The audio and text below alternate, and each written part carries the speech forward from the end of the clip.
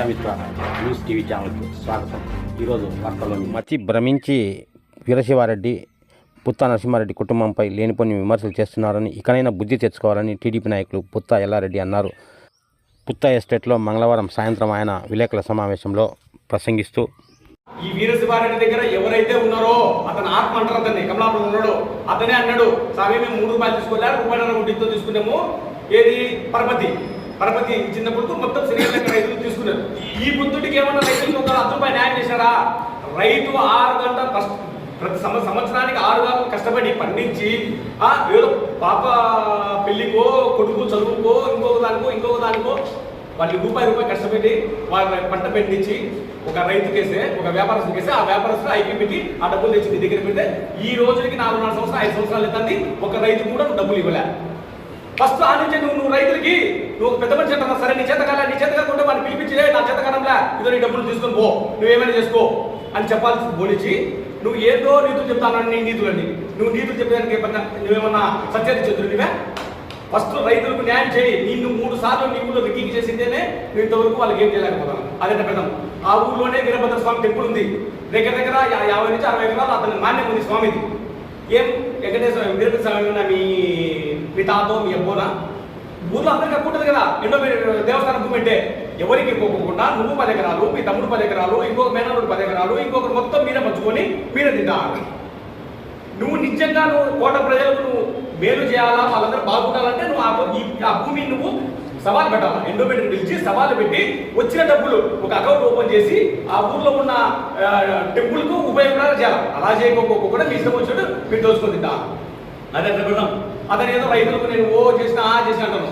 దగ్గర కిరణ్ కుమార్ రెడ్డి గారి గవర్నమెంట్లో 20 నుంచి 22 కోట్ల రూపాయలతో ఒక స్కీమ్, ఎత్తిపోతున్న స్కీమ్ తెచ్చినాం. ఆ రోజు కోటం ప్రజల బుక్కులందరూ పెట్టి ఒక్క ఎకరా కన్నా నువ్వు నీళ్ళు ఇవ్వలేనావా? నువ్వు రైతు పక్షపాతి, నేను రైతు డెవలప్మెంట్ చేసినా, రైతుకి ఎంతో నేను చేసిన అంటున్నావు. నువ్వు ఏం చేసినావు?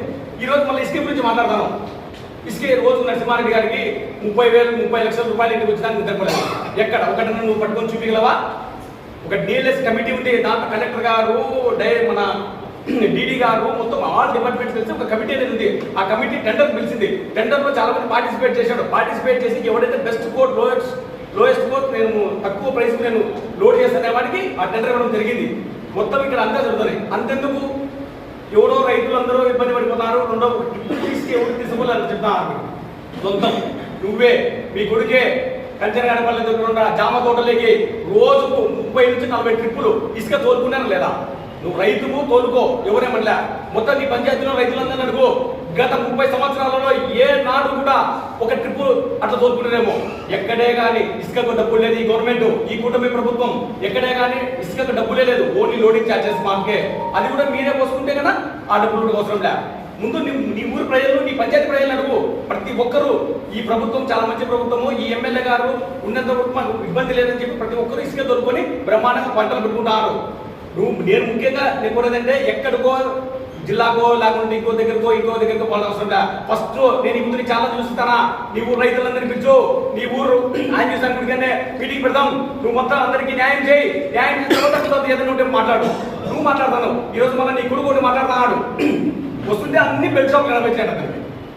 నువ్వు కరోనా టైంలో అందరూ జబ్బులు భయపడి మొత్తం సస్తా అంటే బ్లాక్లో మందం మీద నువ్వు ఒక్కొక్క బాటలు 15,000, 20,000, 30,000 పెట్టి అమ్మింది నువ్వు.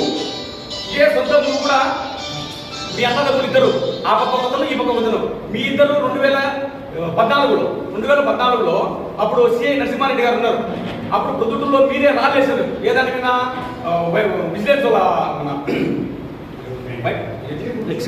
వెహికల్ మీద సిఎస్ఆర్ వెహికల్ మీద మీరు రాలేసిన అన్నదమ్ముడు మీరిద్దరు ఒకటే. సొంతం నువ్వే. మీ అన్న కొడుకు దొంగ మంది అమ్ముతాడు కేసు పెట్టింది నువ్వే. మీ తమ్ముడు దొంగ మద్యం అమ్ముతాడు, బెంగళూరు నుంచి తెచ్చి మద్యం అమ్ముతాడని సొంతం మీ తమ్ముడే మీ కొడుకు మీద కేసు పెట్టడం జరిగింది. అక్కడ వీరభద్ర బయట దగ్గర, ఇది అక్కడ ప్రొద్దుటూరులో అక్కడ వెంకటేశ్వర థియేటర్ దగ్గర. నువ్వు మాట్లాడతాను ఈరోజు. నీకు ఏ మొహం? నువ్వు 14లో నేను కూటమి ప్రభుత్వంలో చేస్తానా, కూటమి ప్రభుత్వం అంటే తెలుగుదేశము, జనసేన మరియు బీజేపీ ముగ్గురు. నేను బీజేపీలో చేస్తాను, బీజేపీలో చేస్తాంటానని ఏ విధంగా మా చంద్రబాబు నాయుడు గారిని మరియు మా ఎమ్మెల్యే గారిని మీరు ధ్వజపెడతారు, అనవసరమైన మాటలు మీరు ఎందుకు మాట్లాడతారు? ఏమంటారు, ఆధారం లేని పదాలని నిరాధారంగా అన్ని పదాలని వాడి వీడు ఏదో ఒకటి పబ్లిక్లో నీకంటే అయిపోయింది. నువ్వు ఊరు బొమ్మంటాంది కాటి రమ్మంటాంది, నువ్వు దానికి సిద్ధంగా ఉండాలా. నీకు దింపుడుగా ఆశ ఇంకా చాలా ఉంటుంది. దింపుడుగా కదా ఏదో పిలుస్తారు మన పెద్దోళ్ళు ఎవరు ఉంటే ఒకసారి నైనా నైనా నైనా అని నీకు రాజకీయంగా ఉంటుంది. నిన్ను 15 సంవత్సరాలు ప్రజలు మర్చిపోయారు. ఇంకా నీకు ఏం అవసరం లేదు. నువ్వు ఉండేది చేసే జీవితం ఖచ్చితంగా మనవలతో బాగా కలుపుకో. నువ్వు ఎవరో మాటలు విని నువ్వు లేనిపోయినంతా చేసుకొని నేనేదో చర్చించుకుంటే ఎవరు నమ్మరు. ఫస్ట్ నేను ఈ కుటుంబం మళ్ళా చెప్తున్నా, మీ ఊరు శనగల రైతులకు న్యాయం చేయి. వాళ్ళందరికీ నువ్వు వాళ్ళకి ఎంతో రుణపడి ఉన్నావు. ఫస్ట్ వాళ్ళకి న్యాయం చేసి తర్వాత ఏదంటే నియోజకవర్గం కానీ ఇంకొకరు కానీ మనం మాట్లాడతాం. నువ్వు అంటున్నావు కదా ఇసుక కావాలంటే మేము వితౌట్ ప్రూఫ్ అన్ని ఇస్తాం, మేము విత్ ప్రూఫ్. నువ్వు కావాలంటే ఎక్కడికైనా వెళ్ళి మీరు చూసుకోండి. ఇట్లా ఊరికి నోరు ఉంది కానీ అవాకులు చవాకులు పేరాల్సిన అది పద్ధతి కాదు. అది నీ వయసుకు మంచిది కాదు. ఇంతటితోనే బుద్ధి తెచ్చుకొని నీ పని నువ్వు చేసుకుంటే మంచిదని నేను వీడియో ముఖంగా నేను తెలియజేసుకుంటున్నాను. మరిన్ని వీడియోల కోసం ఛానల్ సబ్స్క్రైబ్ చేయండి, షేర్ చేయండి, లైక్ చేయండి.